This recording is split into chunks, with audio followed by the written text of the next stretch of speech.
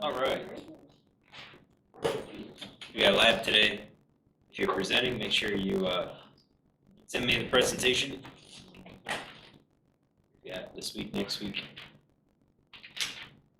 Rest of this week, we've got next week, we have one more week, and then we have finals week later. So we'll see what we can get done. During that time, we'll have a guest lecturer. Right, Michaela? Yep. All right, she'll present that last week. So we'll get it streamed. I did upload a quiz. I've got American trypanosomes and leishmania. The general questions, I didn't finish up the life cycle. I was in the middle of that. But we'll get a life cycle quiz up so you can kind of test your knowledge. That was, I think, quiz number 27. I've never had that many quizzes, but we'll keep them going because I kind of think they're useful for some of the studying for the exam. So I think I have that due by the end of the day on Friday. If the life cycle quiz gets up today, we'll have it at the same time. If not, we'll make the life cycle quiz due on the following Monday. All right. So, any questions? We left off here with Giardia. These are the other flagellates. We were talking about immune evasion, and key thing with Giardia is that you have very fast replication. These things get in as soon as the cyst comes out. They finish their division, then they go through very rapid binary fission until their populations get up high enough, and then all of a sudden, as it starts getting up high, then now you're getting your pathology, and then you have your host immune response kicking in, and by the time host immune response is really in high gear and taking out some of these Giardia, well, the Giardia has already started migrating, moving downstream in the GI tract, forming cysts, and they're already being released. So the cyst, the one way of immune evasion is just to replicate so quickly that you get your infective stages out before the host immune system mounts. It's basically you're running faster than the host. Second way is that it does exhibit antigenic variation, and this is probably much more important for the chronic stages, for the chronic infections that will come back repeatedly. So we know that they can exhibit up to 180 different antigens. As I said, kind of had this image, and I apologize again to the colors, it's beyond my control, but you can start seeing the red phenotypes popping up. Those are actually trophozoites, just completely different antigen types. So they did immunofluorescence microscopy where they hit it with monoclonal antibodies that have a fluorescent molecule on them, and they've got two different fluorescent molecules. They luminesce, or they fluoresce at different wavelengths. So you can kind of see you've got your bluish, and then all of a sudden you have your reddish ones popping up. Just kind of as a demonstration that we can also have this variant antitype appearing. It's a different process. It's not like VSGs and VATs, but it's changes in their surface coat, their surface proteins. All right, pathology. Giardia has taken on numerous names. The simplest one is giardiasis. Giardiasis. All right, that's your simple one, just like anything else. All right, but it also has several other common names, including beaver fever, the wilderness trots, hiker's disease. All right, all of these related to the consumption of water. So, if you've ever been up hiking in, mountain areas and been around mountain streams, you look at the stream and it looks crystal clear. It looks, it tends to be cold water running through. It just looks so appetizing that you go through and you drink it without filtering it, and next thing you know, you are suffering from giardiasis. So, hence the wilderness trots, hiker's disease, beaver fever, and so forth. And now it's important to know that in order for the infection to take hold, the trophozoites have to attach to the small intestine. All right? And when they attach to the small intestine, they're going to be absorbing mucus, absorbing glucose that's in the intestine, and that attachment is going to stimulate inflammation of the GI tract. All right, now along with this inflammation, you're going to increase mucus production. So you've got increase in mucus production, you've got blockage of the intestinal surface, because that's where the trophozoites are attaching, and the intestine just starts to kind of go haywire. All right, and really it starts to basically stop absorb. The small intestine stops absorbing nutrients from your gut, and if it stops absorbing it, and now you start having all this increase in mucus production, increase in inflammation, then all of a sudden you're going to start seeing rapid movement through the rest of the GI tract. All right, you could get death of some of the microvilli, which again, just inflammation and reduced absorption. Now, as a result of this, we're going to get our classic symptoms. Now, probably it's going to start off as a general malaise, abdominal cramps, some flatulence. All right, if it progresses longer, the malaise worsens, and then you can start seeing weight loss because individuals will not feel hungry, or they'll choose not to eat because they are basically having bouts of explosive and watery diarrhea. Hence the abdominal cramps, general malaise. Now it's notable with this, with the symptoms, this explosive watery diarrhea, that the stools are really going to be foul smelling. All right, and they have a name for it. It's called steatorrhea. I put it in with an asterisk because I'm not going to ask you what this is at all.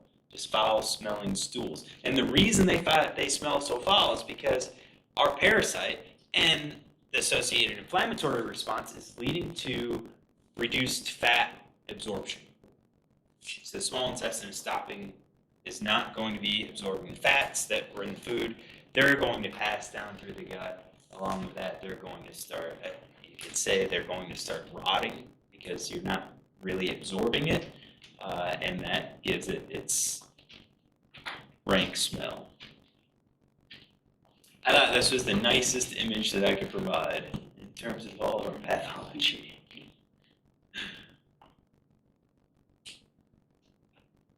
All right, questions? And usually it'll resolve itself in about a week or two. It'll resolve itself in about a week or two.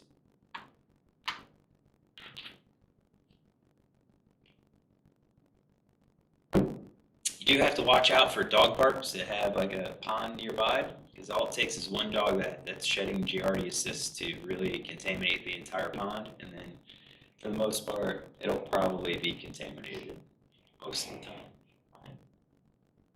And your dogs will exhibit this. Questions? All right, new phylum. This is phylum Parabisalia. All right, so we were in the Retortomonada. Now we're in Parabisalia. Right. Parabisalia has this name because it possesses these parabasal fibers that originate at the kinetosome. Right. And the collection of these, kind of the base, or you're going to see along with these fibers or associated with these fibers, is something called the parabasal body. And the parabasal body is simply the Golgi apparatus for these. And again, these are protozoans, single-celled organisms. You do have Golgi in this group, whereas you didn't have it in the Retortomonada. So the parabasal body, that is the reason for the name Parabisalia. These individuals have an axis style, or an axistele, depends on how you pronounce it. This is a stout median rod. Its function is to serve as support for the organism. The axis style is non-modal, so you'll see it. It looks like it extends out of the organism, but it's not. It's not a flagella. It's not going to move. Its role is for support. And this is different from an axoneme. All right, axoneme is that central core of the flagella. It's the 9+2 microtubules form that axoneme. The axis style is something different. So pay attention to the terminology, axis styles versus axonemes. Members of this group don't possess mitochondria. Instead, they have these hydrogenosomes. Their role is to produce ATP. Their role is energy production, so equivalent to the mitochondria. Right? They're also equivalent in that they have it set up as a double membrane-bound organelle. All right, so outer and inner layer. Again, similar to mitochondria. All right, it's producing ATP. However, oxidative phosphorylation is not occurring. It's not the purpose. Instead, these things participate in substrate level phosphorylation. So we don't need oxygen, right, to produce ATP. We're going to use substrates. Now the problem with that is that there's still this thing as the reduction oxidative balance, so your redox balance. You need to make sure your pluses and minuses cancel each other out. And the way they accomplish, oftentimes you can accomplish this with oxidative phosphorylation with what molecules? What molecules are used for those? Can oxygen be used? Oxygen is the last acceptor. Yeah, so it can be. So if we're not going to use oxygen, we have to use something. This is using hydrogen. It's going to take those protons, convert it to your elemental hydrogen, which it exists as a dimer. All right. Got its name because the enzyme that it uses is hydrogenase. And that kind of has significant effect because it's going to take up some of your free protons to do this. So it has the potential of changing pH of the environment in which they live.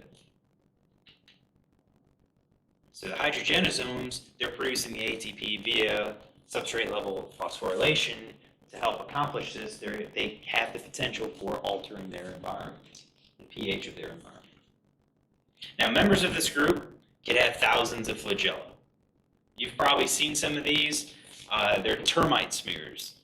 Termite smears have loads of these symbionts inside of them in very different shape. Some of them are completely covered in flagella. Others, flagella are only at like one end of it, and so forth.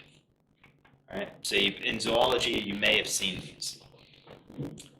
Most of these members are symbionts. That's kind of why we look at them. But there are a couple that are parasitic. Ready? All right, the ones that are parasitic that we're going to focus on are the trichomonads. This is in the class Trichomonada, in the order Trichomonadida. This is Trichomonas, that we're looking at. Now, the morphology is similar across individuals. There's individual variation, and I think a lot of that variation is based on like how the organism is preserved, like in what orientation. So we can see certain things in some organisms that we can't see in others. Doesn't mean that they don't have it, it's just we're not seeing it. Right. Key features for these trichomonads is that we have this anterior tuft of flagella up here. These anterior tuft of flagella, all right, they all kind of form this structure here, the kinetosome. Right?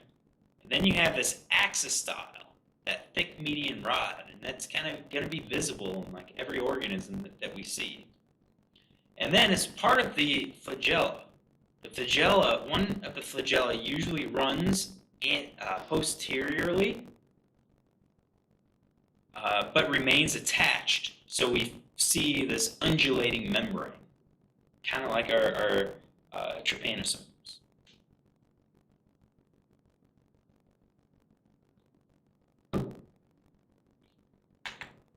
Our hydrogenosomes are going to be in different places based on species. So sometimes they line both sides of the axis style, sometimes they're more scattered. But these hydrogenosomes are going to appear as like small, what look like vesicles, small circles on diagrams. On our slides, we really can't see them. We really can't see them. If we think, it's one of those things, if we do see them, I'd look at it and say, well, am I imagining it? Is this just a product of the stain, or are those really the hydrogens? Right, and I've got this label diagram. I believe this came from maybe Wikipedia. So I thought it was pretty cool, kind of lays everything out. The pelta is kind of interesting because that kind of is a structure that kind of surrounds the kinetosome, or it's around where the kinetosomes are, or the basal bodies. That entire structure, I think, is what I would refer to as the pelta. It's the kinetosome and the anterior part. All right, so trichomonads, parasitic ones, they're going to be found in the intestine. Some of them are found in the reproductive tract. All right, some of them in the intestine, we're going to say the intestinal tract. So all the way up into the mouth. And these are going to be found in both vertebrates and invertebrates. Now there's three important ones that we can talk about. We have Trichomonas vaginalis, Trichomonas gallinae, and Trichomonas tenax. Now we don't have Trichomonas tenax, no specimens. These are the trichomonads that live in the mouth, in the gums, or the tooth and gum line. We're not going to talk about those at all. We're going to talk about these other two, Trichomonas vaginalis and Trichomonas gallinae. So vaginalis is in the reproductive tract of humans, gallinae is reproductive tract of birds, and we can't get gallinae, just like birds can't get vaginalis. Ready? Life cycle. One of the few, probably the only one, that doesn't need a diagram. Transmission's direct. Simple as that. Say, hold on, well, we've had other direct life cycles that we've drawn. I said, yep, we have. And we've drawn those because we had different stages in our life cycle. Not so for Trichomonas. Trophozoites, those are the only stage. They don't produce cysts, they don't do any other odd type of life cycle stage. It is trophozoites, that's it. So if you're going to transmit it, you're going to have contact. Sharing, let's say food utensils for 10x, because you'll get the trophozoites on the utensil, on the spoon, on the fork. All right, and then when you take, you deposit them, and then someone else grabs the spoon or the fork, then they pick up the trophozoites. That's how transmission happens. All right, so trophozoites are the only stage in the life cycle. Those are the ones that get transferred. Replication of these guys is through longitudinal fission, so binary fission. That's how they're going to reproduce. Now, what I've done is broken them up to Trichomonas vaginalis and then Trichomonas gallinae, because vaginalis utilizes humans as a host. And for vaginalis, the primary route of transmission will be horizontal. And I don't know if we've talked about these terms yet, but horizontal transmission is transmission between individuals. So me to you. All right, that's horizontal transmission. The other way is vertical transmission. It's also transmission to individuals, but the individuals are specific. It's parent to offspring. So if you think about it, generationally, if we're all at the same generation, horizontal is transferring it between individuals of the same generation. Vertical is transmitting it within a generational line. All right, so for Trichomonas vaginalis, horizontal transmission is the primary mode of transmission. It can be transmitted through sexual intercourse. It can be transmitted through contact with soiled washcloths or towels or undergarments. All right. You're going to have some sort of contact, some sort of transfer of the trophozoite stage to the other individual.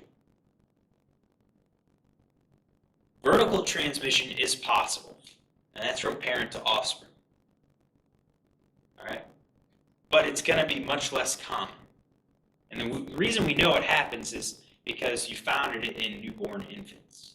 And you would say, hold on, how did they get it? Well, If the mother had it, it's possible that the mother then transfers it to the infant, usually while the infant or the newborn is being born during the birthing event.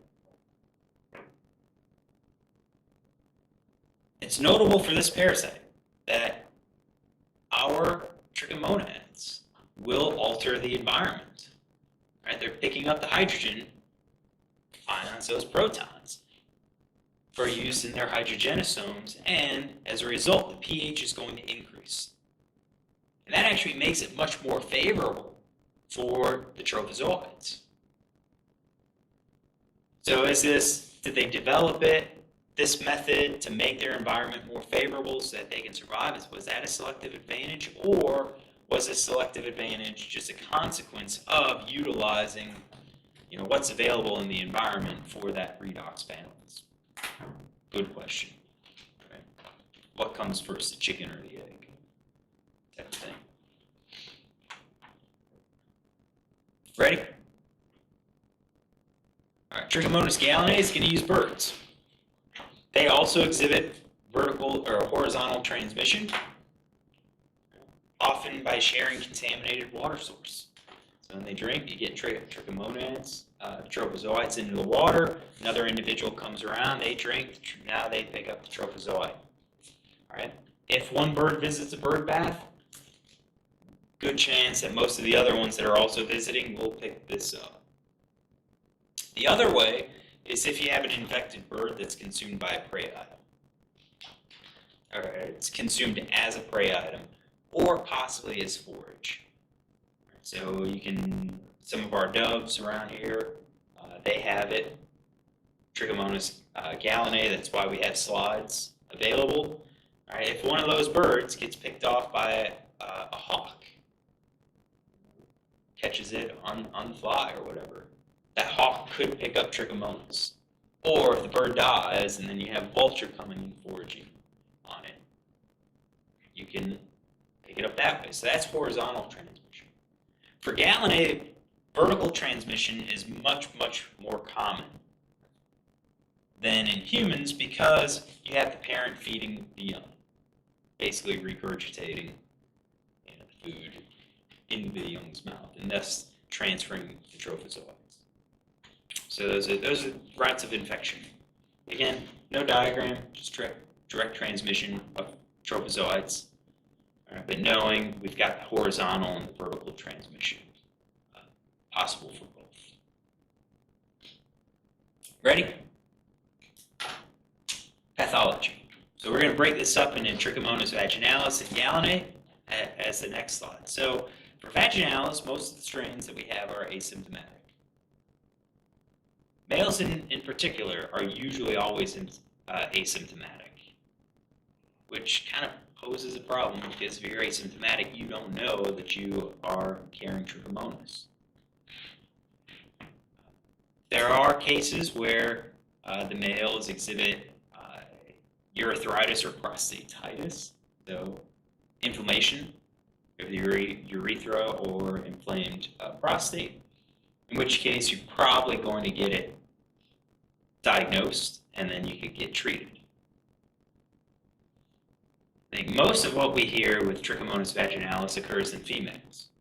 So our disease name is trichomoniasis, and I would probably use human trichomoniasis to kind of distinguish between Trichomonas vaginalis and Trichomonas gallinae. All right, but with the human infection, we are infecting. So I should go back. In the males, we're infecting the urinary tract. Is where we're infecting. In females, it's basically the reproductive tract. It's the vagina. So with these infections, you'll get increased inflammation or intense inflammation. There'll be itching, and then also the kind of characteristic of this, you get copious white discharge or something called leukorrhea. So your inflammatory response, your immune system sending out these immune cells to try to combat the parasites. All right, it's as this discharge. But note that Trichomonas isn't the only cause of this leukorrhea. But if you have Trichomonas, yeah, you'll exhibit this. So I think most people, if they get it for the first time, this is what you go out, see a doctor.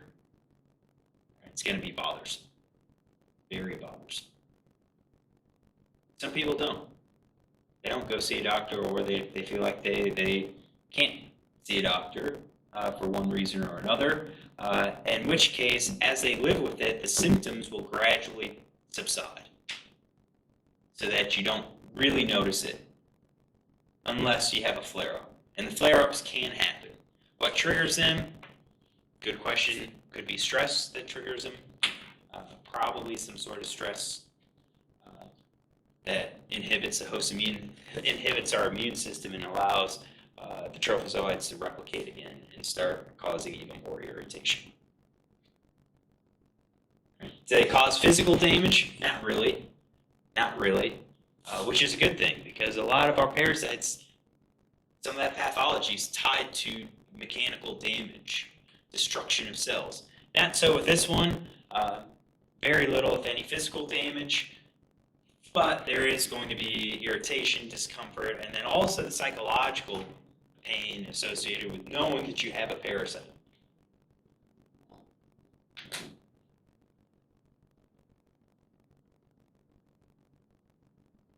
Right. Questions? All right, Trichomonas gallinae. Now we can actually look at some pictures. I don't think they're going to be as gruesome or as revolting as what I can imagine Giardia would be and everything else. Trichomonas gallinae, avian trichomoniasis, and it's common enough to where it's in wildlife manuals. All right, this is usually a disease of young birds, and usually oftentimes it's going to be it's going to cause death of those birds.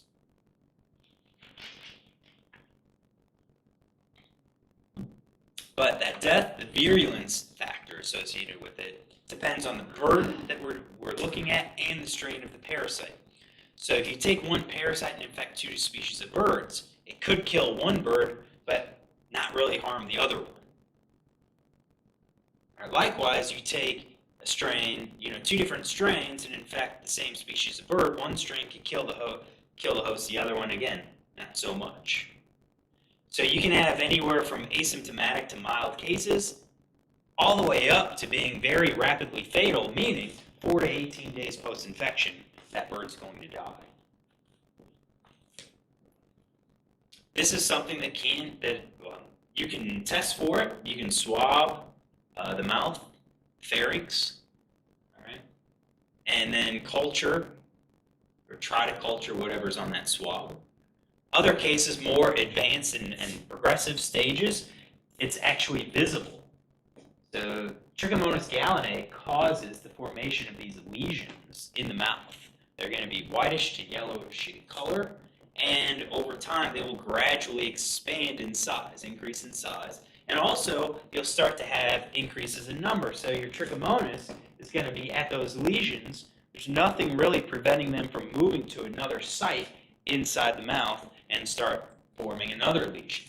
Now, as these things increase in size and numbers, they can start to progress posteriorly along the GI tract. So they can progress down into the throat, in the mouth, or into the throat, and upper part of the esophagus, all the way to the crop and the proventriculus.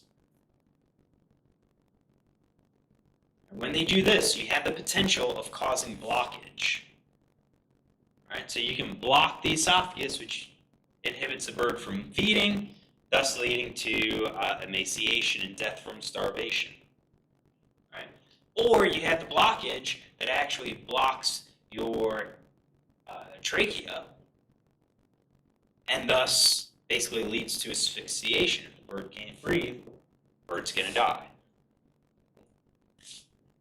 And again, this could come on very gradually, and maybe where the bird dies naturally before you even see the pathology of this parasite, or this could happen in 1 to 3 weeks. That's typical for our birds.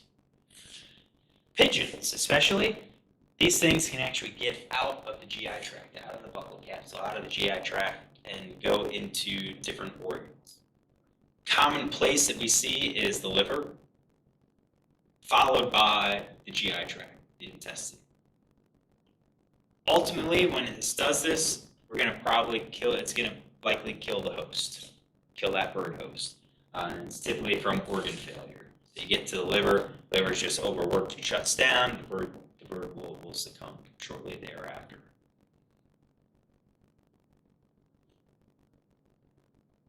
So this is what Dr. Skipper, one of his graduate students, was doing, screening pigeons, different locations around the city. As you can tell by those slides, she was finding them. So it's here. I think it was something interesting. She was looking at white-winged doves and I think mourning doves, and one of those species was much more prevalent than the other. Questions? All right, so that wraps up our other flagellates. So now, what we can do is move on to the next part.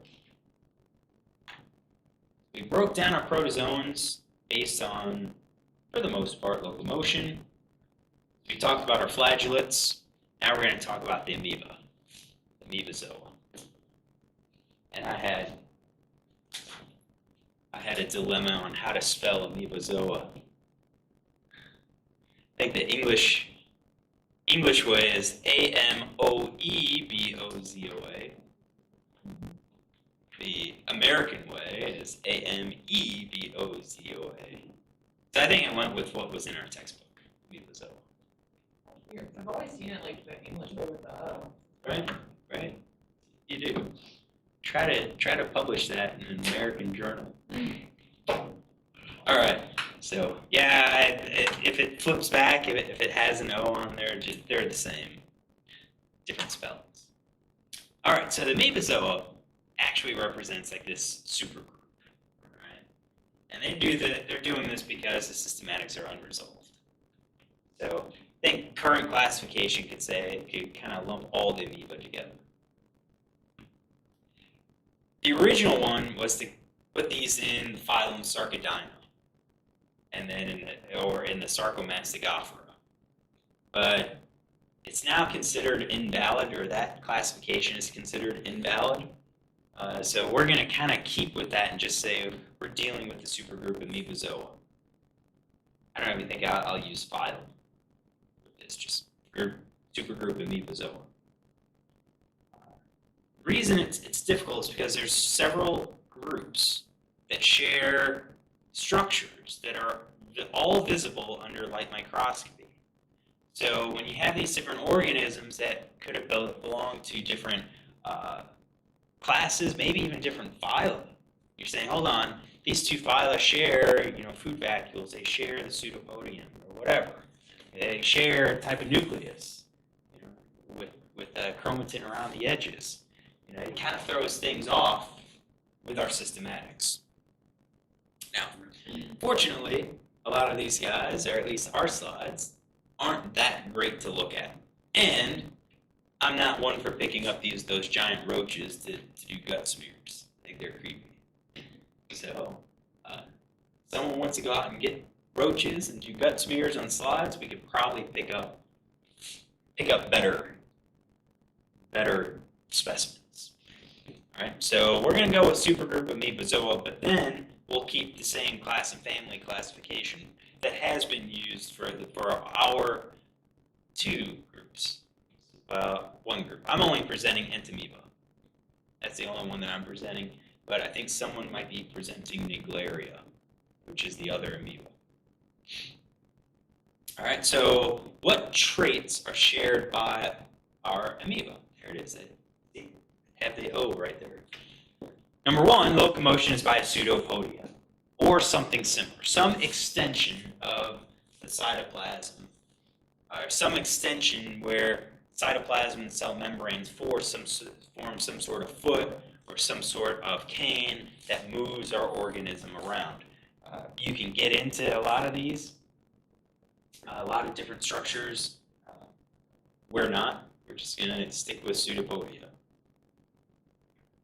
I don't know how interested you are in the microorganisms. All right.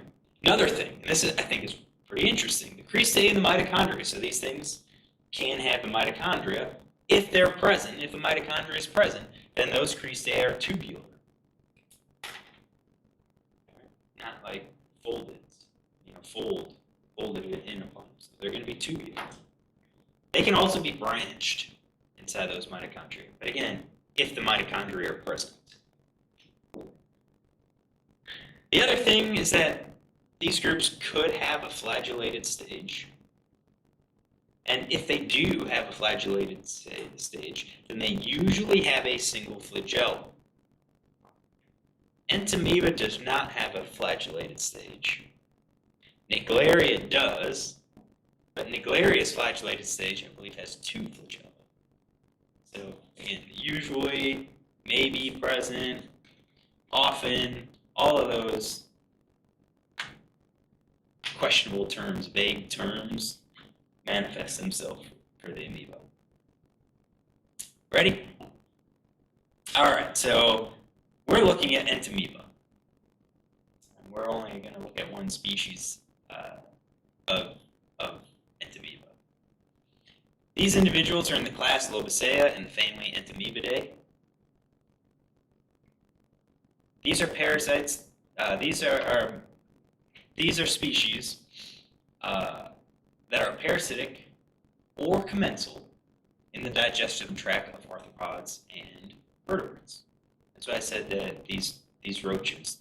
You can go out to a garden, flip over wood, and find some of these roaches. Yeah, they probably have an Entamoeba species. That could be anyone that's interested in entomology and parasitology. That could definitely be a project. You will have to handle the insect. All right. So one that we're looking at is Entamoeba. Key features: vesicular nucleus with a small endosome at or near the center. So our nucleus and our endosome will be small at the center. That is our basically center point. And it's dark. I'm going to go back to the slide. You can see it right here. There's our endosome. All right. The chromatin are going to exist as granules, and they're going to occur at the periphery of our nucleus. It gives the nucleus this characteristic like bullseye shape.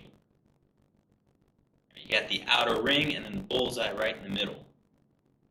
Some species will have another ring of chromatin around the endosome, so it almost looks like 2.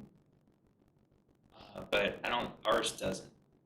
So the dark, and this stains, again, dark ring around the nucleus with the endosome right in the middle.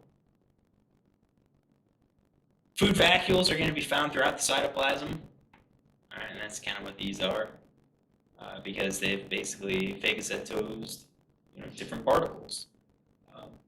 These are going to be virtually impossible for us to see because our specimens are unstained. If we had stained specimens, usually the food vesicles remain unstained, so you can see where the cytoplasm's bluish in color maybe, or purplish in color, but then the vacuole is either clear or a much lighter color.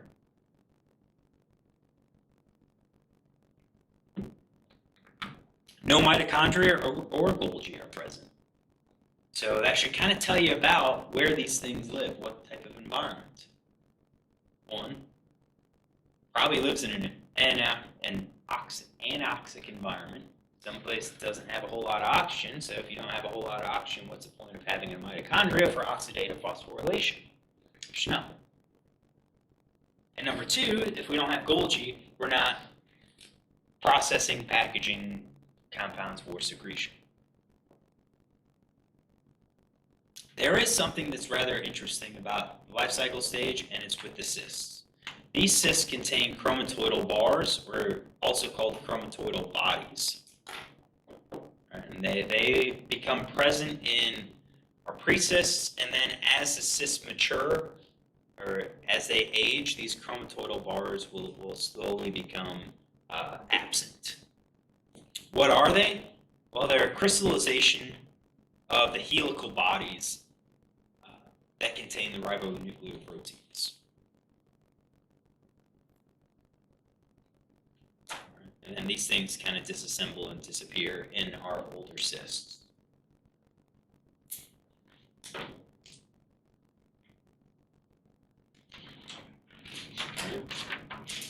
Ready? See if we can get through the life cycle. All right. Entamoeba is the causative agent of amoebic dysentery. During my time, this was a scourge of players that were playing Oregon Trail.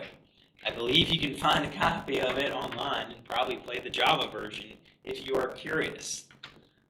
But there are several things that will kill off the journey. One of these is dysentery. All right, so our life cycle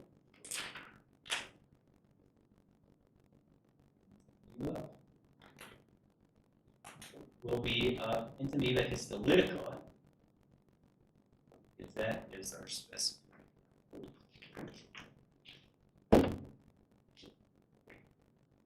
We'll be able to finish this.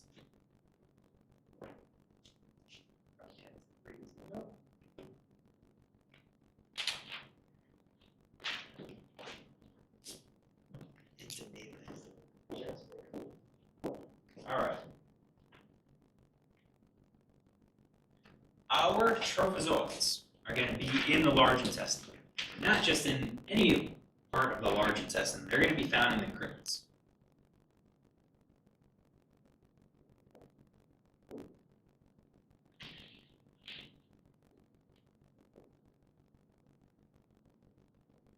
All right, they're going to be in the crypts of the large intestine. It's here where they're going to replicate via binary fission.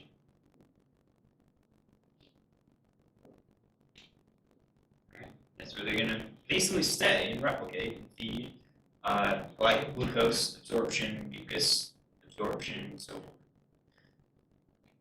All right, we'll note that sometimes some of these things could penetrate out of the GI tract and get to other tissues of the body.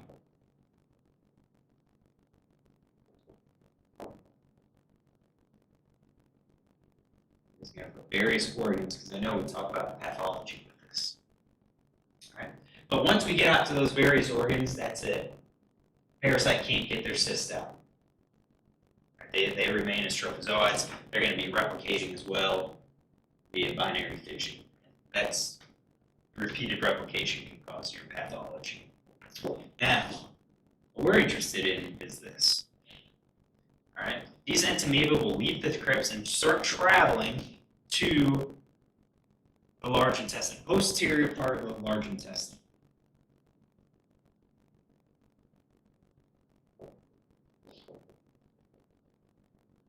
Near the colon. So as they're traveling to the colon, they encounter changing conditions. And as we've said, it's due to the water uptake by the large intestine, by the colon. So this water uptake is going to signal the parasite to start to encyst. Right, it's going to sit. That's our signal. Water uptake.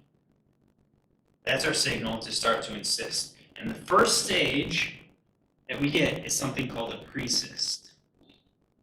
Precyst. This is spherical without a cyst wall.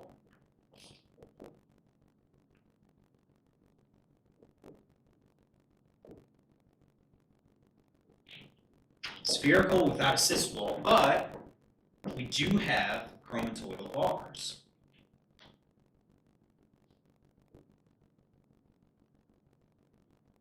Right, so no cyst wall, we have our chromatoidal bars.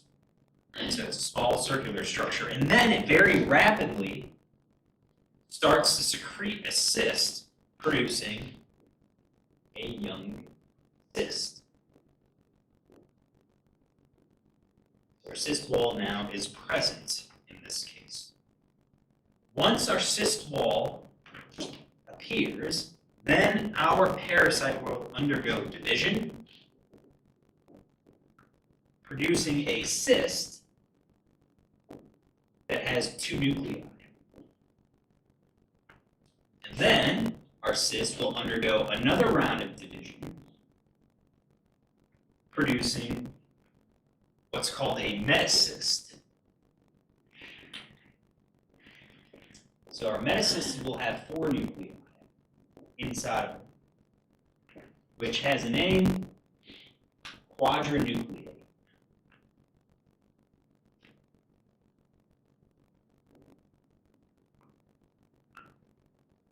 Quadrinucleate. This metacyst is the only one that can survive outside of the host. So this is a stage that is going to leave in the feces and thus have our metacyst in the environment. This is also the infective stage. So, if we think about our host and environment, our host will be human, and then we're outside of the body. This is our environment. That's the only environmental stage. It's in this spot where our chromatoidal bars will actually start to disappear.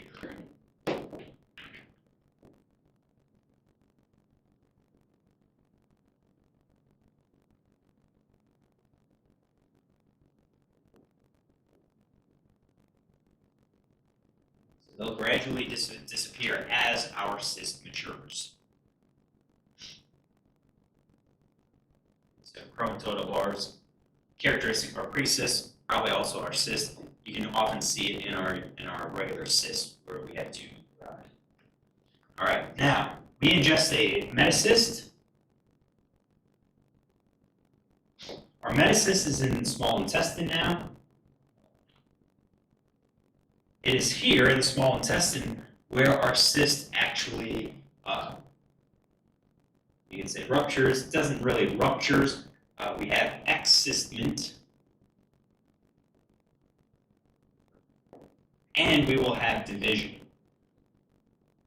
Excystment and division. That occurs in our small intestine. And what that gives us is 8 metacystic, 8 metacystic trophozoans. At 8 metacystic trophozoids. These are smaller forms of our regular trophozoids.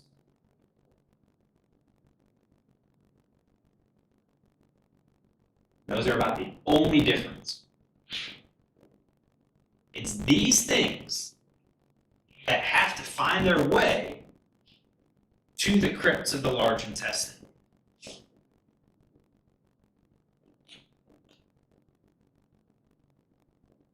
These things, these metacystic trophozoites, are the ones that have to find their way to the crypts. If they do not find their way to the crypts, they will die.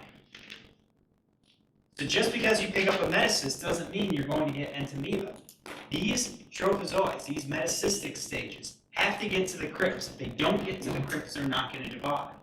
So the trigger is actually the mucus. They attach to the mucus lining in those crypts. They know where they're at. At that point, they will replicate, produce their trophozoites, and now we have our Entamoeba infection. So as I have on a later slide, the chance that we actually get it is going to be dose dependent. The more of these metacysts that we ingest, the more likely it is that some of these metacystic trophozoites will find their way to the crypts and thus start the infection. All right, so what we'll do is we'll pick up with this life cycle, just do a real quick review. I don't think I'll draw it out, but we can do a quick review of this Entamoeba life cycle, and then we'll talk about the pathology associated with this. I think immune evasion, and then our next part are the AB complexins. So we will start with the overview of the AB complexins and go over the Gregorins. All right, and then next week, we'll finish up the Gregorins and talk about the coccidians and plasmodium. And then we'll probably be about done because we ran out of time. Damn water issue and snowmageddon. All right, I'll see some of you on, I guess later today.